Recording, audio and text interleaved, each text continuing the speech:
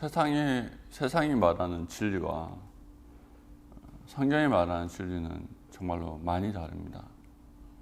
우리는 사람을 바라볼 때 저 사람이 어떤 사람이다라고 규정할 때 그리고 사람을 어떤 관점으로 바라보나 할 때 현대인들은 많은 부분 은연중에 다 퍼져 있는 현대 심리학에 따라서 사람들을 판단하고 분별합니다. 근데 그것은 정말로 큰 오류입니다. 저는 심리학을 굉장히 싫어합니다. 분명히 환경이 사람에게 영향을 미칩니다. 그렇지만 더 중요한 게 있습니다. 그것만 주장하다 보면요, 신앙생활 못합니다. 신앙생활의 가장 기본이 뭡니까? 신앙생활의 가장 기본이 뭐죠? 자기 부인입니다. 근데 현대 심리학의 시초인 프로이드의 사상의 핵심이 뭡니까? 욕망입니다. 욕망. 특별히 그 중에서도 성적인 욕망이죠. 리비도. 이 욕망을 잘 채워줘야지 성숙한 인간으로 자라난다라고 이야기를 합니다. 성경은 반대로 이야기하죠. 욕망은 절제되어져야 됩니다. 그리고 절제되지 않은 욕망은 항상 죄를 가져옵니다. 욕심이 잉태한 즉 죄를 낳고 죄가 장성한 즉 사망을 낳습니다. 왜 그렇게 될까요? 심리학의 전제 조건이 뭐예요? 사람은 악하게 태어나지 않았다는 거예요. 성경은 뭐라고 이야기합니까? 사람은 뿌리까지 악하다고 그럽니다. 심리학은요, 뭐라고 그래요? 사람은 악하지도 않고 선하지도 않다고 그래요. 환경의 영향을 받는다고 그러죠. 그거는요, 우리를 지옥으로 끌고 갑니다.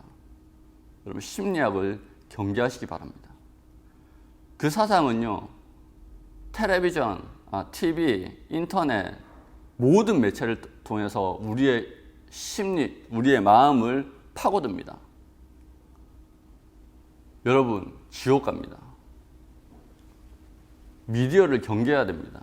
우리가 미디어를 봅니다. 저도 미디어를 봅니다. 그런데 경계합니다. 여기서 틀린 건 뭘까? 찾아냅니다. 오늘 말씀에서 왜 이런 이야기를 하느냐? 지난 시간에 우리가 묵상한 수가성 여인이 나오죠. 지난 시간에 우리가 수가성 여인에 대해서 살펴보았습니다.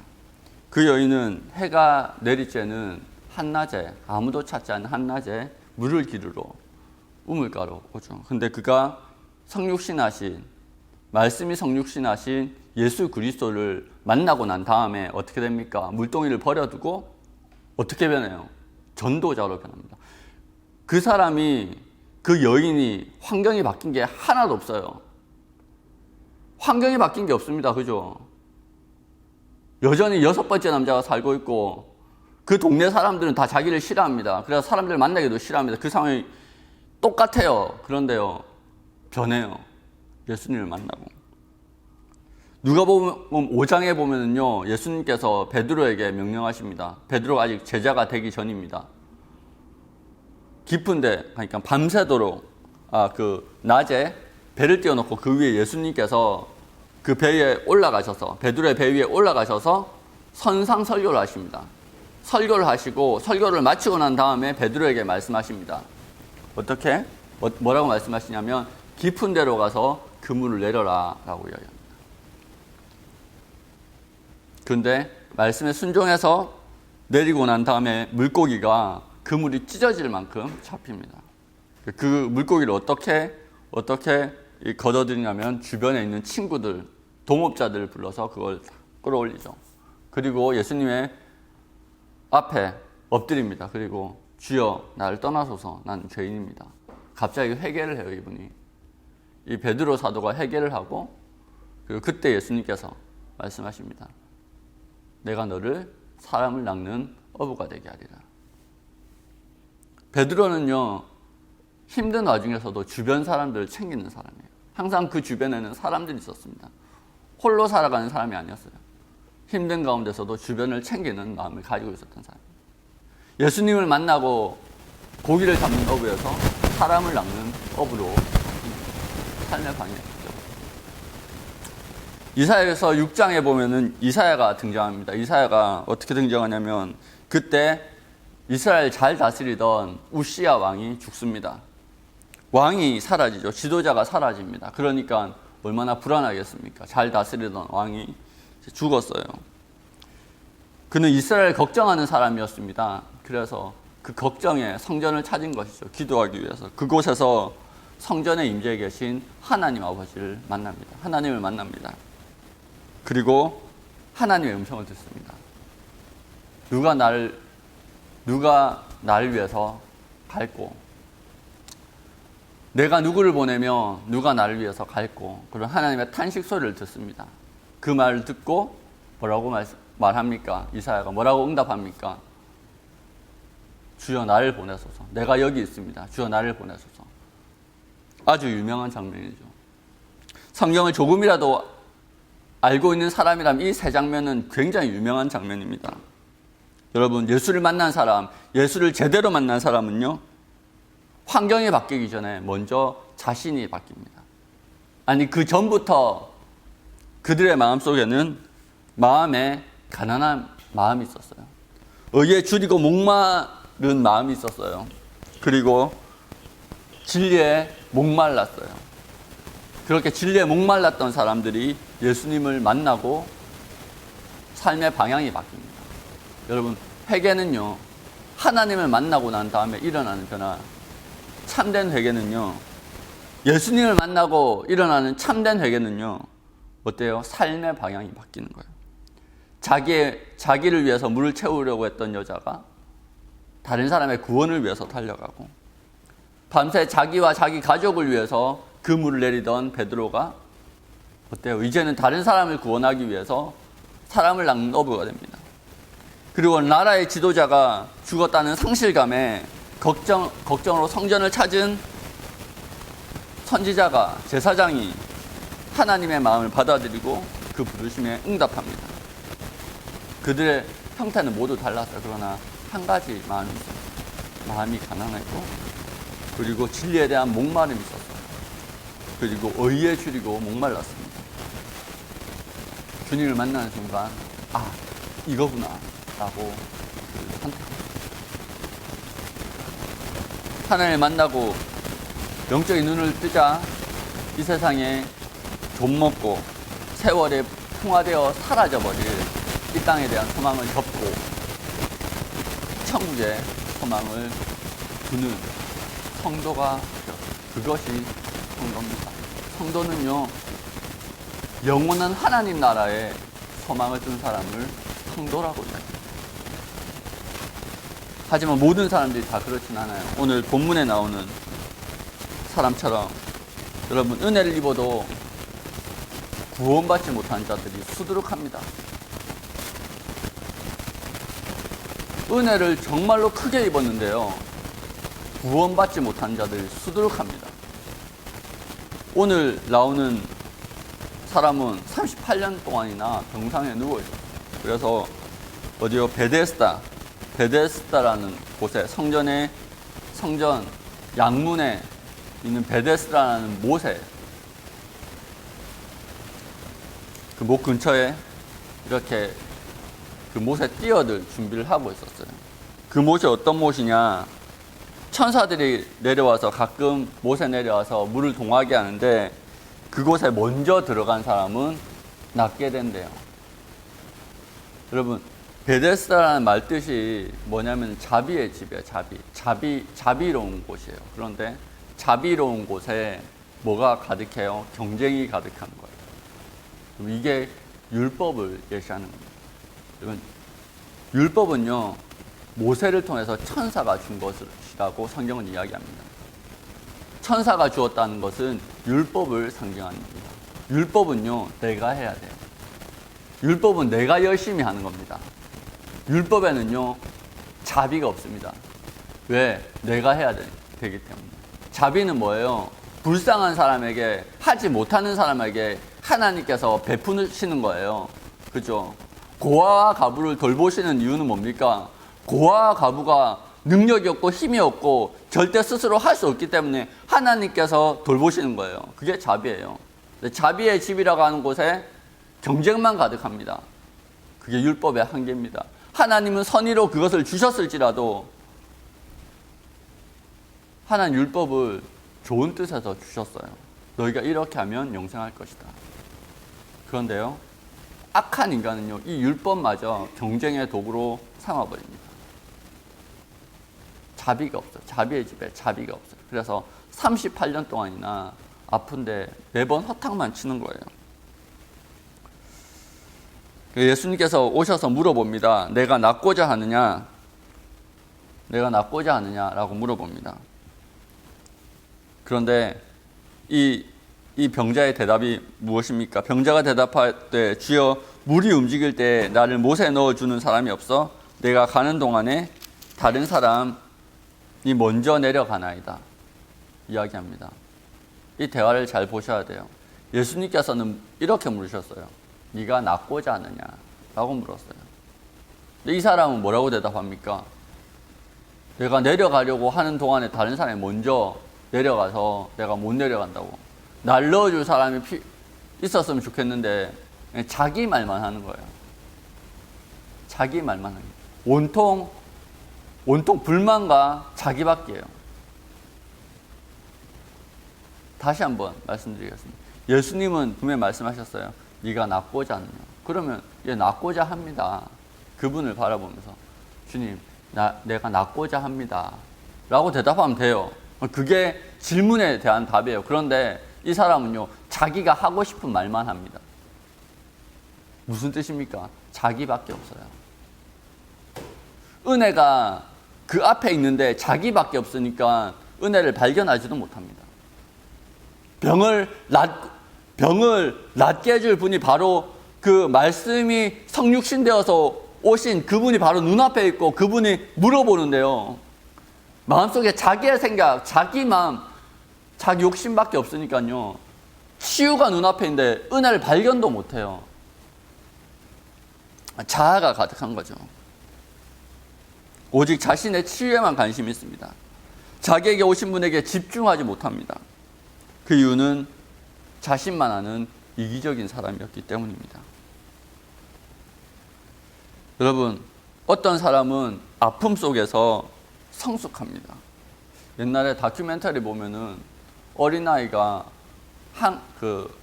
암투병, 백혈병이나 이런 암투병을 하면서 병원에 있는데 애 같지 않은 모습들을 많이 보여요. 아픔 가운데, 그리고 부모가 자기를 돌보고 그런 상황 가운데 일찍 철이 들어버려요. 아픔 가운데 일찍 철이 드는 사람이 있어요.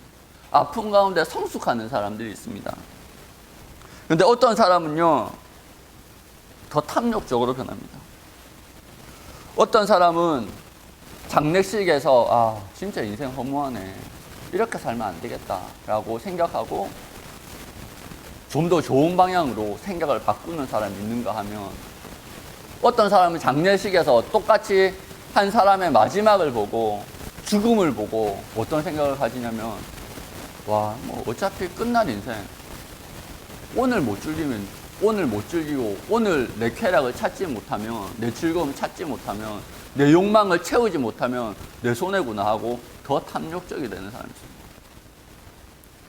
있습니다. 38년 된 병자는요, 주님의 질문과 상당히 거리가 있는 대답을 하고 주님의 질문에 답하지 않습니다. 자기 말만 해요. 자기 자신만 가득할 뿐입니다. 이 사람은 나중에 어떻게 합니까? 그를 치유해 주신 분을 팔아먹습니다. 여러분, 자기를 치유해 주신 분을 팔아먹어요.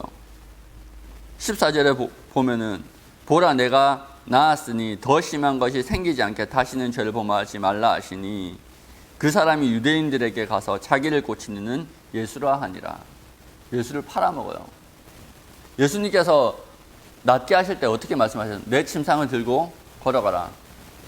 걸어가라고 말씀하시고, 그래서 바로 침상을 들고 갑니다. 예수님이 누군지도 모르고 그냥 가요. 누가복음 12장에 보면은 10명의 문둥병자가 나오잖아요. 근데 다 어떻게 됩니까?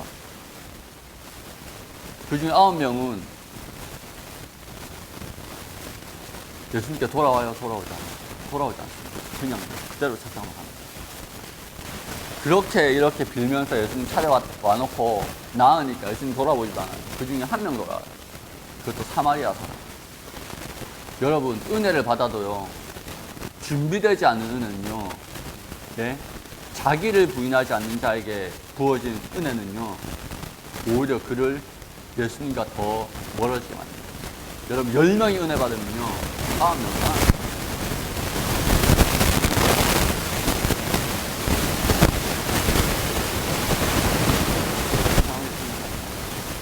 10명이 은혜 받으면요, 9명이 예수님께서 말씀하셨죠. 청함받은 자는 많으나 택함 받은 자는 적다. 모든 이에게 은혜가 다 열려 있습니다. 그런데요, 초대받은 그 신분에 맞게, 그 자리에 맞게 자기를 이렇게 의관을 정지하고 그 파티에 맞게 드레스 코드를 맞추고 오는 사람이 없는 거예요. 그리스도께 부름받았으면 그리스도 옷 입고 와야 되는 거예요. 그런데 그러지 못한 사람이요, 열의 9이에요. 요한계시록 보면 그렇잖아요. 주님께 택함 받고 주님과 동행하는 자들이 어떤 자들이에요?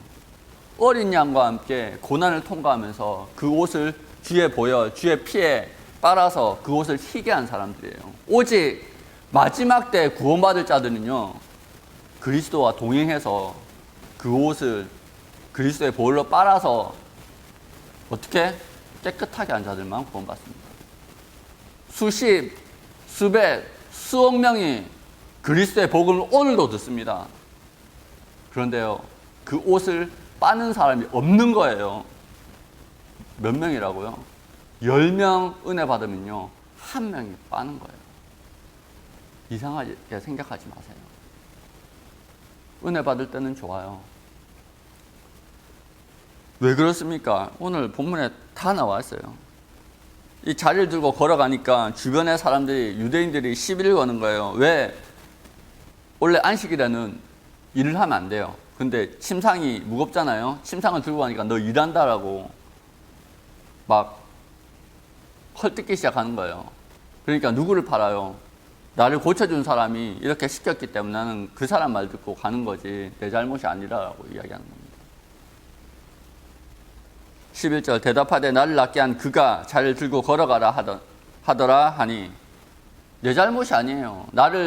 내한테 이렇게 침상을 들고 걸어가라고 하니까 따로 있어서 그 사람 말 듣고 내가 하는 거예요. 그때 이름을 모르죠. 그런데 예수님께서 더 심한 것이 생기지 않도록 다시는 죄를 범하지 말라. 주님이 너무 좋으셔서 애프터 서비스까지 해주시는 거예요. 죄를 범하면 안 된다.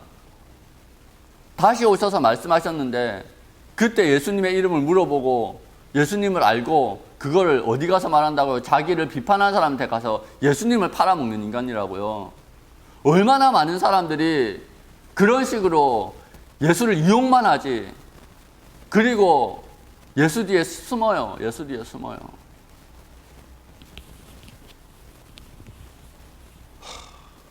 진짜 얼마나 많은 그리스도인들이 그렇게 살아가는지. 자신이 병에 대해서 병에서 노임받고 그리고 그것은 자랑하고 즐거워하지만 그로 인해서 발생한 문제, 하나님의 은혜를 받고 하나님의 복을 받고 그것을 무용담으로 자랑하긴 하지만 내가 이런 걸 경험했어.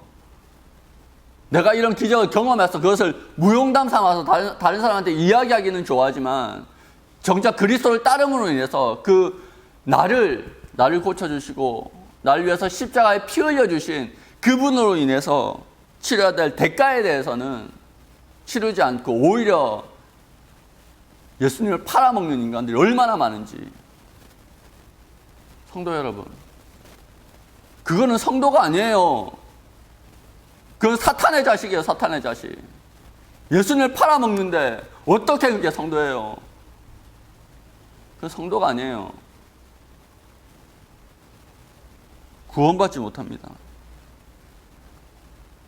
예, 그리스도를 따르기 위해서, 그리스도의 은혜를 입어서 그리스도를 따르기 위해서 치러야 될 대가는, 그로 인해 변화는, 그로 인해 감수해야 될 부담은 싫은 사람, 그리스도인 아닙니다. 가라지입니다, 가라지.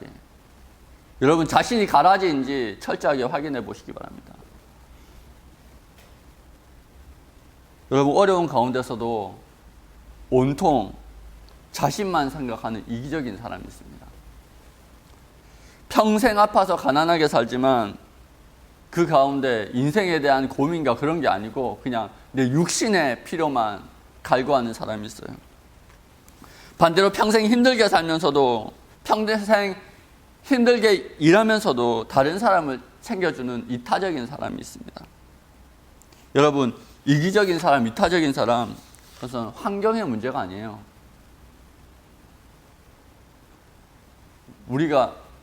제가 설교를 시작할 때 현대 심리학에 대해서 비판한 부분이 이 부분입니다. 모든 것을 욕망과 환경의 상관관계에서 바라보려고 합니다. 하지만 같은 환경이라도 전혀 다른 삶을 사는 사람들이 세상에는 아주 많습니다. 더 큰 은혜, 더 큰 복, 더 많은 기회를 가지고 태어났지만 천박한 삶을 사는 사람들이 너무나 많습니다. 혐오스러운 삶을 사는 사람들이 너무나 많습니다. 오히려 그 많은 기회를 가진 사람들이 더 천박하게 살아요. 더 혐오스럽게 살고, 그 욕망을 다 채웠는데도요, 욕망은 채울수록 더 커집니다. 반대로 힘들게 살지만 다른 사람을 위해서 헌신하는 사람도 있습니다. 여러분, 인간은 그렇게 단순하지 않습니다. 환경에 반응해서 살아가지만 또한 환경을 극복하고 환경을 다스립니다. 그게 하나님의 형상으로서의 인간입니다. 하나님께서 우리를 만드실 때 이 세상을 다스리고자 만드셨습니다. 그래서 인간은 진리 안에서 환경을 다스릴 수 있습니다. 환경의 문제가 아닙니다. 변화는 어디에서 옵니까? 진리를 받아들이고 진리 앞에 자기를 부인하는 것입니다. 자기 욕망을 부인하는 자가 환경을 바꿉니다. 인간은 자기의 주장대로 할 수도 있습니다. 하지만 더불어 자기 주장을 내려놓고 자기 부인할 수도 있습니다. 여러분, 사랑하기 위해서 어떻게 해야 됩니까? 사랑은 뭐예요? 오래 참는 거예요. 내 주장을 내려놓는 거예요. 그게 사랑이에요. 대의를 위해서 자기를 부정하는 거예요. 여러분, 역사는 항상 자기를 부인하는 사람을 위인이라고 부릅니다. 자기 욕망, 자기의 욕심을 내려놓고 대의를 위해서 헌신한 사람을 위인이라고 부릅니다. 역사도 이야기해요. 인문학도 이야기해요. 자기를 부인하는 자가 위인입니다. 위대한 사람이에요. 성경은 자기를 부인하는 자를 그리스도의 제자라고 이야기합니다. 하나님의 형상을 회복한 사람이라고 이야기합니다. 여러분, 은혜가 부족해서 구원받지 못하는 게 아닙니다. 은혜가 넘쳐 흘러요. 자기 부인이 되지 않아서 구원받지 못합니다. 자기만 가득한 사람, 구원받지 못합니다. 구원 얻는 자는 은혜를 경험하면서 주님께 응답합니다. 말씀하시는 주님의 뜻에 응답하고 공감하고, 이사야 선지자와 같이 이사야 선지자가 음성을 듣죠. 누가 나를 위해서 가며 내가 누구를 보낼고, 하나님의 탄식 소리를 듣습니다. 그 말씀을 듣고 마음이 동하는 거예요. 주님, 내가 가겠습니다. 여러분, 베드로, 예수님께서 말씀하십니다. 너는 사람을 낚는 어부가 되게 할 것이다. 그 음성에 응답합니다. 여러분, 제자는요, 성도는요, 그분의 말과 그분의 발걸음에 자신을 맞추는 사람입니다. 나를 향한 주님의 마음, 세상을 향한 주님의 마음을 공유하는 사람입니다. 그 주님의 마음 앞에 자기의 욕심을 내려놓는 사람입니다. 자기를 부인하는 사람입니다. 여러분, 예배 드리면서 하나님의 마음에 하나님의 뜻을 발견하고 그 마음에 그 뜻에 공감해 본 적이 언제예요 도대체? 근래 그런 적이 있습니까? 그것 때문에 눈물 흘린 적이 있습니까? 그 공감 가운데 내가 서원한 적이 있습니까? 여러분, 서원은요, 내가 무엇인가 하겠다는 게 아니에요. 하나님의 마음에 공감하는 자가요, 그 주님의 탄식에 공감하는 자가 주님 그거 내가 하겠습니다라고 주님의 마음에 응답하는 것, 주님의 부르심에 응답하는 게 서원이에요. 여러분, 서원한 적이 언제예요? 요즘에도 서원하십니까? 서원 기도를 드리십니까? 주님 그거 제가 한번 해봐도 안 되겠습니까? 그런 기도를 드린 적이 언제예요? 주님의 마음을 시원케 해드리고 싶어서 내가 사랑하는 주님 마음 시원케 해드리고 싶어서 내가 주님 제가 하면 안 되겠습니까? 라고 주님 앞에 고백하는 게 서원이에요. 여러분, 주님의 마음을 시원케 해드리기 위한 소망을 가진 적이 언제입니까? 여러분, 그런 주님의 마음을 느껴본 적이 언제입니까? 혹시 너무 오래돼서 생각나지도 않으십니까? 여러분, 그러면요, 우린 성도가 아닐 수도 있어요. 이미 주님과 너무 멀리 떨어져 버린 사람일 수도 있어요.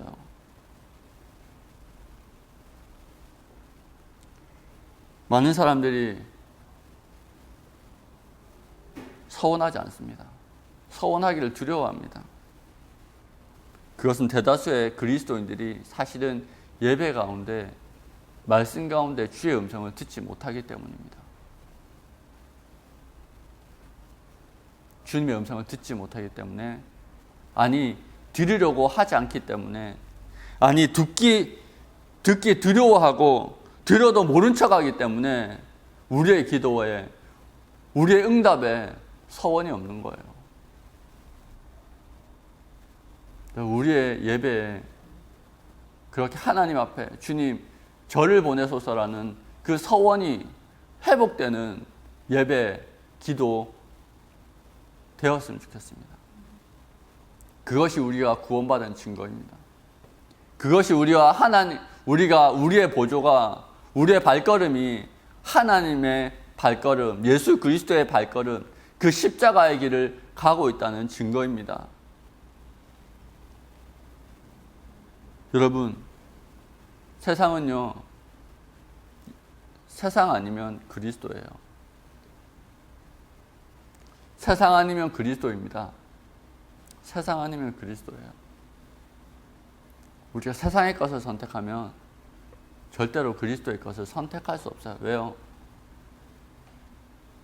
벨리알과 그리스도가 어떻게 함께하며 세상의 것과 그리스도의 것을 함께 섬길 수가 없어요. 너무나 자주 듣고 너무나 익숙한 이야기지만 많은 사람들이 이 말을 기억은 하지만 이 말씀을 쫓아서 기도하지 않는 것 같습니다. 여러분, 우리는 주님의 뜻을 붙들기 위해서 세상의 것들을 부인했으면 좋겠습니다. 38년 된 병자처럼 두 번에 걸쳐서 처음에는 몸을 치유해 주셨죠. 그 다음에 다시 오셔서 그 영혼을 치유해 주시기 위해서 다시는 죄를 범하지 말라.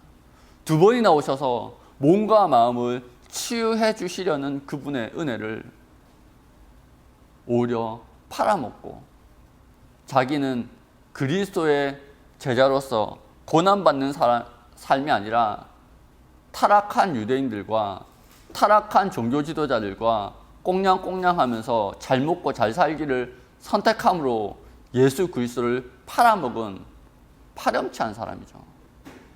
파렴치한 사람입니다. 얼마나 많은 파렴치한 교인들이 있는지 모르겠습니다. 여러분, 구원받지 못합니다. 그 길에서 돌이켜야 됩니다. 우리는 제자들처럼, 선지자들처럼, 그리고 사마리아인이었지만 예수 그리스도의 음성에 응답해서 전도자로 나선 수가성의 여인처럼 그런 인생을 살기를 주의 이름으로 축원합니다. 기도하겠습니다.